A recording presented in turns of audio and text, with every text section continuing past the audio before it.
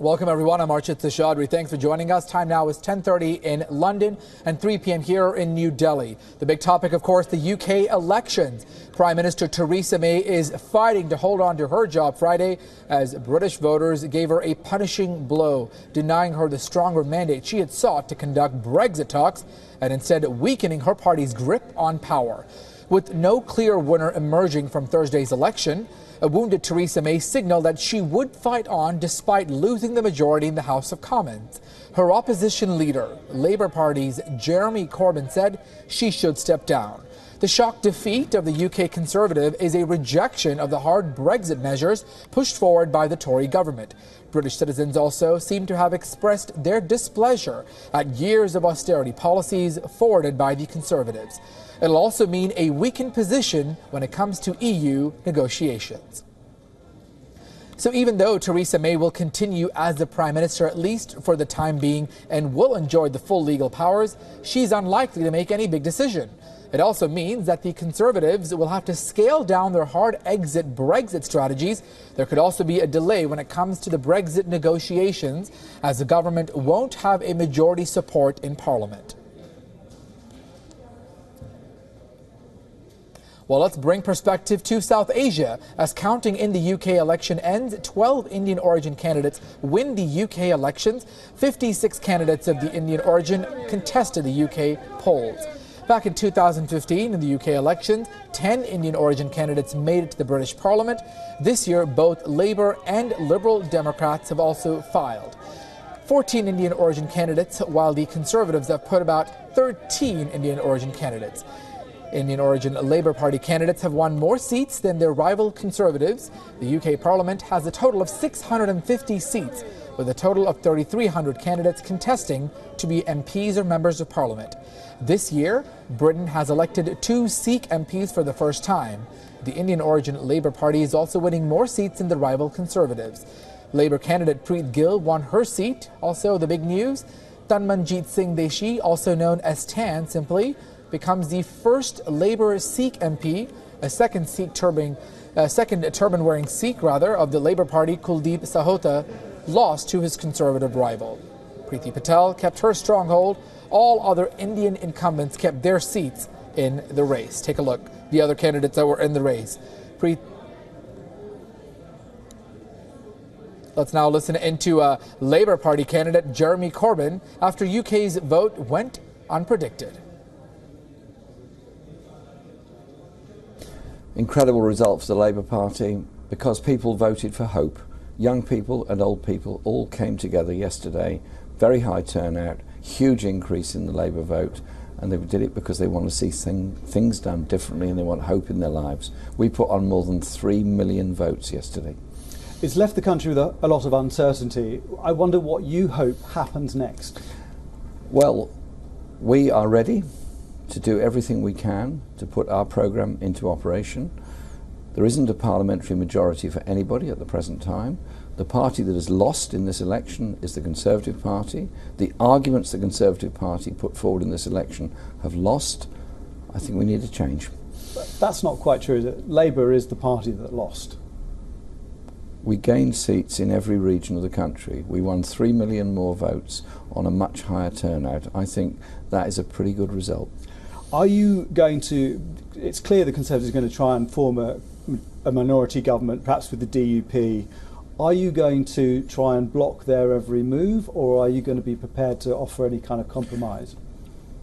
What we were elected to do was put forward a programme which is about ending austerity in Britain, is about supporting our National Health Service and Social Care Service, is about proper funding of our education service, and is about improving the lives of people in this country through protection of the triple lock-on pensions, for example. You sound like...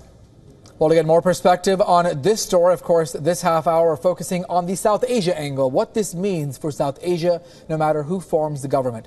To get perspective on this, joining me from London is Anuradha Gupta, UK resident and CEO. We also have journalist Gareth Brown and WION's London Bureau Chief Mandy Clarke on the discussion. Let me first start with Mandy to get us the very latest. Mandy, we understand some developing news just coming in with regards to Theresa May's announcement. Yes, just in the last few moments, Theresa May has announced that around 12:30 local time, she is going to go visit the Queen to request, this is a formal procedure, but it's to request to form a minority government, and that would be an alliance with the DUP. The DUP is the Democratic Unionist Party. It's a Northern Ireland party that always has strongly backed the Conservatives. So it's clear that she's not planning to step down, as earlier speculated, and she's going to go ahead and try and form that minority government. The worry is, of course, moving ahead, that Labour might be blocking that that minority government. See a lot of things passed through Parliament. All right, let's go to Anuradha Gupta, also standing by there. Anuradha, what is the mood when it comes to the South Asian vote? We saw 12 Indian origin candidates winning, some of the first Sikh getting their foot in the door at the Member of Parliament MP. So certainly developments when it comes to the South Asian front. Amazing news that 12 candidates and all this. That's amazing. I also think the vote for Labour means there's more tolerance, that people are speaking out in the marginalized communities. That includes Indians and South Asians. All right, let's go to journalist Gareth Brown, also standing by. Gareth, the South Asian perspective, the fact that we are making some records when it came to a Sikh being elected as the MP certainly goes to show the power of diversity there in UK. Yeah, absolutely. Not just a Sikh, but a female Sikh. We're seeing kind of traditions being broken. That Parliament was an institution of upper class men. Into trends of recent years, we've seen a lot more ethnic minority candidates standing for Parliament and being elected, and even going on into to serving in the cabinet. All right, let's go back to Mandy Clarke joining us again. Mandy, let's break all of this perspective. Is there really a way to break this down in terms of which candidate, whether it's Jeremy Corbyn or Theresa May, who'd be better perhaps for India in terms of policies like trade deals and visas and higher education? We'll start with Mandy first.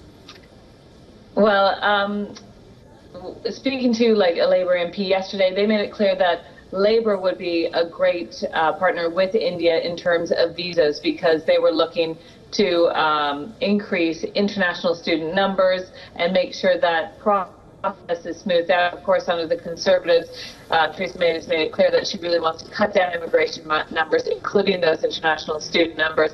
And even when she visited India last November, she didn't seem to give any leeway on improving the visa situation. So certainly that would be one of Labour's stronger points with relations into India. Conservatives, however, have made it clear in that international visit to India that Theresa May really wants a good deal with India. She wants to redevelop those former historic ties, and so the Conservatives are looking to make good trade ties with India. So both parties have certain strengths when it comes to forming that relationship. A certain strength with the Labours and the Conservatives. Let me go to Anuradha next. Anuradha, what is the chatter that you're picking up from the younger voters, perhaps, of South Asian demographic, and some of the important values and issues this election? I am connected with many people of color here and youngsters, as you're saying, and it is positive. Those are the people who went to the polls and they spoke for the first time, many of them, and they, took pride in voting Labour. And I think that that Jeremy Corbyn brought this this hope that they really wanted, that was severely lacking. And I think there's more hope, there's more enthusiasm.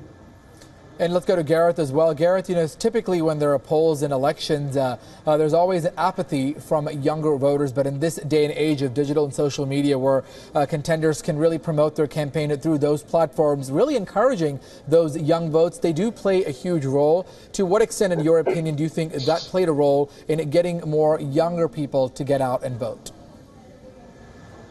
Yeah, certainly. I mean, what we've seen is a kind of watering down of the influence of traditional forms of media. So the newspapers, the television stations, the radio networks.